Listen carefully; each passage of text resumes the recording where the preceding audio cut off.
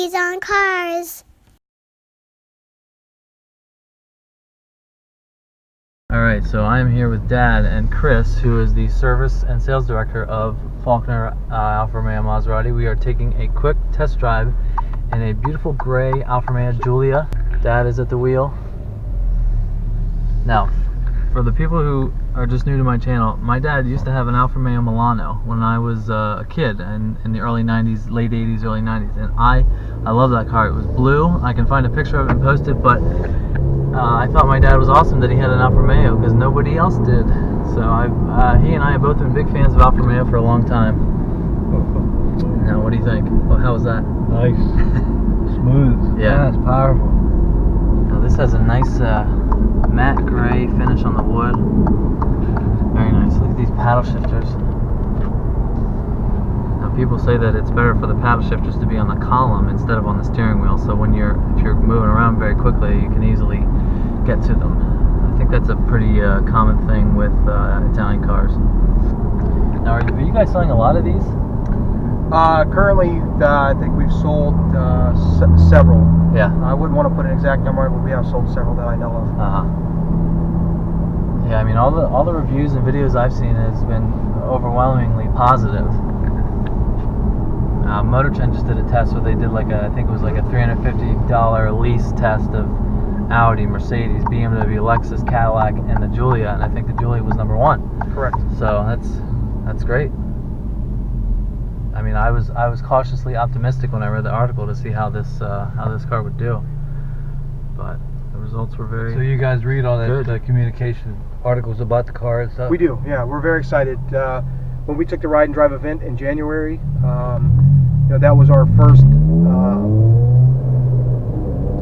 experience of learning about the vehicle, and we did ride and drives with the Quadrifoglio, as well as the Giulia base model and the TI version, and competition comparisons from some of the other brands that you mentioned, Mercedes, BMW, and this was certainly far superior. The ride is much smoother. The steering is a considerable amount smoother. Right. The acceleration is great in this car. Yes, it sure is. Have you driven a Quadrifoglio? I have, yes. Yeah. Is it all it's cracked up to be? I believe so. Yeah. We were at the New Orleans Motorsports track once again in January, Yeah. and most of us had it to about 120 Really? going into the first turn. Yeah, I was talking to Laura about that, and she Yeah. was like, yeah, it's everything they say it is. Laura actually beat me in top speed in that car. Oh yeah? She was at 124. I was at about 117. So Wow. She had me beat there. That's awesome. Yeah, I like this the sweeping dash here. This little circular vents. Brakes feel really beefy. Yeah. So this one has 280 horsepower? That is correct, yes. Right? It's a 2.0 liter turbo, 4-cylinder, 280 horsepower. Seats hug you. Wow. Yeah, they're nice. So these are sport seats. Once again, you're riding in a sport package Giulia, currently all-wheel drive. Mm-hmm. These seats, once again, they're the sport seat. They do offer what I'll call a normal seat, which doesn't have the high bolsters Right. that you guys are feeling now. I'm Yeah, sure. I definitely feel it for Yep. sure, yeah.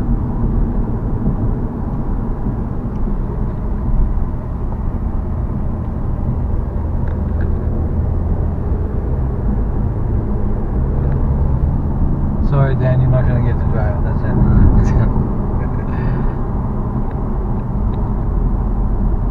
Yeah, Oh my gosh, everything very feels very nice. smooth. I would call it buttery smooth. Yeah, very nice. Oh my gosh. It's got the start-stop button on the steering wheel. Right there. Very nice. But yeah, from where I'm sitting, this is very nice. Alright, so I just turned on the infotainment screen of this Giulia. I was saying to Chris in the back, this screen is so huge. Normally you see screens that are just like a rectangle and the rest of it is filled out with plastic, but this whole shape is the screen. There's a big knob here in the middle. You can control everything. Radio, media, phone, navigation, apps, settings. But yeah, it's very nice. kind of glary. I can see myself in it, but very nice. I think right here you can go through different modes. There's D and A. I'm not sure what those are for. Maybe. But yeah, there's the logo. Yeah. So I'm not sure if you're used to that at all. No, that was different. No, not. Stop and go is just to try to help with fuel economy. Uh-huh. And there's other features to it too, but that's really one of the main things. Makes me wonder if the starters wouldn't wear out prematurely from doing that so many times. You know what I mean? I can understand where you're coming from. I think this is not something necessarily new per se. Right. And I think it's been around long enough for a car to hit a certain mileage or certain life that that as far as I know has not become an issue. And so you talk about that too. I mean, it's an electrical standpoint, not necessarily a mechanical. As far as shutting a vehicle off. Whereas if you didn't have it, you'd have to shut the vehicle completely off. The vehicle, in a way, electrically is still on. Obviously, you know what I mean. It's ready waiting, to go. Yeah. The sensor's waiting for you to remove your foot from the brake to start the engine back up. Per se. All right, so we have switched. I am driving the Giulia now. I got the paddle shifters on. They have a very nice, crisp, shift point. Let me stay right here. The steering wheel is beautiful. From where I'm sitting, this is very nice. It is beautiful. The styling of these things is really sweet. Yeah, I mean, you got the beautiful silver. I don't know if that's aluminum or what, but very nice materials. Everything in this car feels very, very solid, very nicely built. Now, we were just talking about the stop-start feature. I'm here at a stoplight. I think when the light turns green and is it when you take your foot off the brake? Correct. You have to come to a complete stop here right now. Okay. You'll feel it shut off. Vehicle off. Okay, see, look, the tach just went down to 0, and now whenever I let my foot off the brake, it'll start back up. That is correct. Okay, so I'll wait till the light turns green, but Dad was asking if that might put some stress on the starter, but he said not really. It's just more of a function of electricity than anything. But yeah, I'm showing 0 on the revs. And this one has all-wheel drive, you say? That is correct, yes. Okay, I took my foot off the brake and it sprung back to life. It's pretty cool. Don't say beautiful, man. Yeah.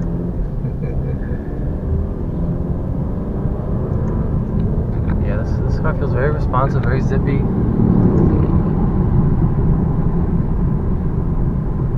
I like it. I like it a lot.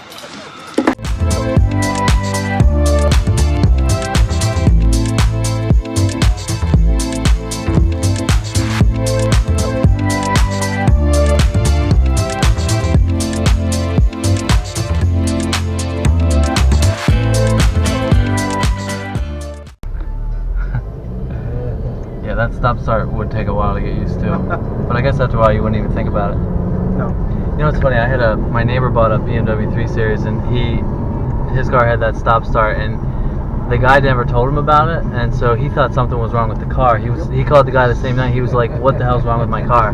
And the guy's like, "Oh, we didn't tell you about the stop-start technology." He said, "No." He said, "I don't know what's going on with this car." But it would seem weird as heck if you didn't know, huh? yeah. That's just part of the for you, awareness man. from a sales standpoint. Alright, so I'm just hopping out of the Giulia. Very nice. This particular car that I drove is a gray one with the nice Quadrifoglio wheels. There they are right there.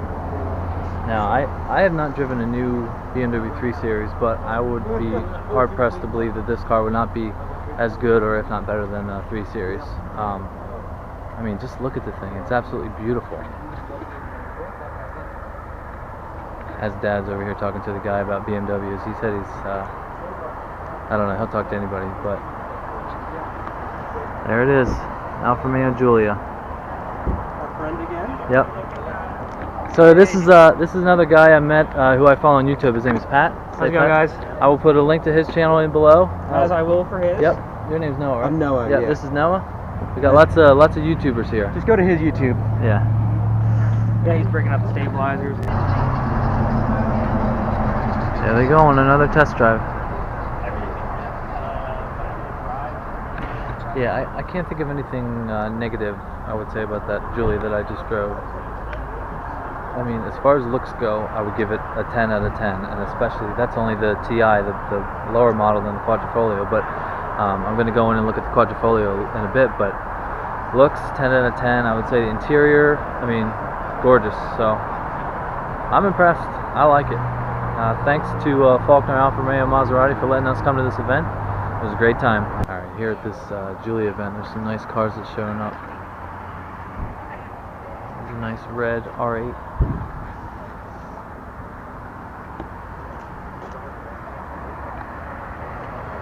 Now this one is a V10. Here's the engine of this R8. Absolutely beautiful. There's some beautiful German cars here to go with all these lovely Italians. Now this car is Troy Sauer's McLaren 12C. Look at this thing. He calls it the McDonald's, and I think he calls it the Panda, but this thing's got a twin turbo V8, over 600 horsepower. Beautiful. There's another McLaren at the party tonight. Here's a nice green 570S. Very nice. I saw a white one of these at Motorama, but man, this thing looks nice. The wheels.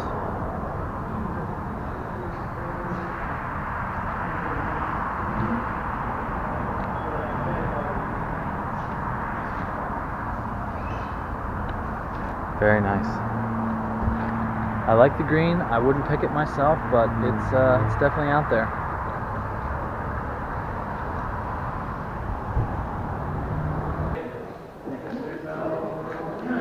I wanted to take a look at this white Giulia. It's got red leather interior, and I am a sucker for red leather. Nat, if you're watching this, check it out. Wow. I almost think that I would get the white one with the red leather just because of the red leather. I mean, gorgeous. I'm at the Maserati dealer, so I'll stop saying beautiful so much like I did in my last video, but gorgeous. How about gorgeous? It's even got it up on the dash too. Yeah. Okay, Dad, what do you think about the red leather?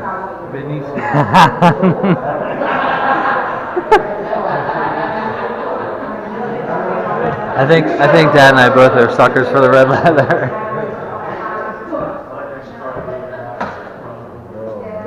Don't spill your beer on it.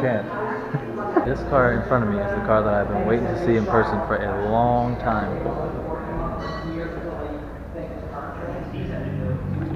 Now this car is a 2.9 liter V6 with 503 horsepower. I mean, the thing looks mean. I mean, look at all the carbon fiber. And check out the license plate too. That is hilarious. But look at the carbon fiber on this thing. Look at the little details. I think this wing is exclusive to the Quadrifoglio, but you got the big exhaust pipes. Got a nice red paint.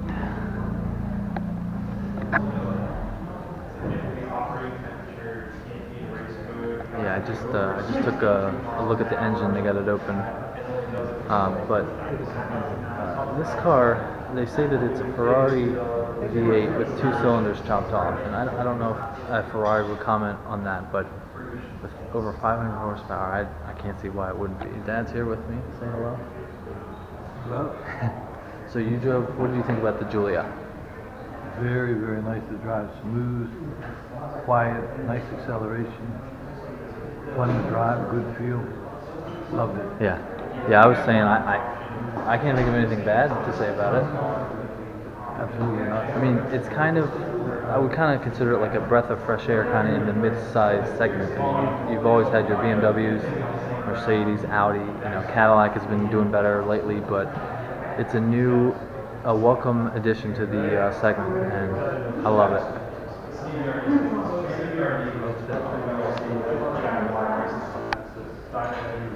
Here's a look at the interior. Lots of carbon fiber. Now, the earlier Giulia that I drove, I was pretty impressed with the shift paddles. They seem very, very crisp shifts, very nice.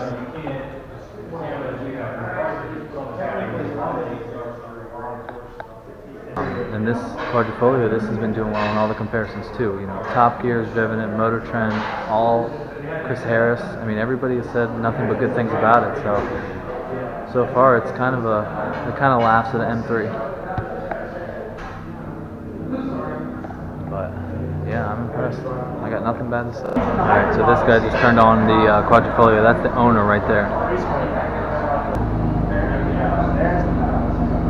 Yeah, I think it just put on race mode.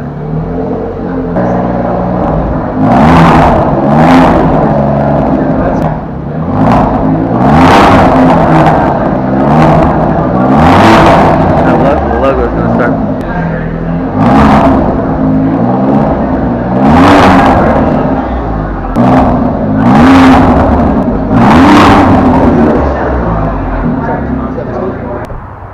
If this is the first time you're seeing my channel, please subscribe and like, and I will see you on the next one.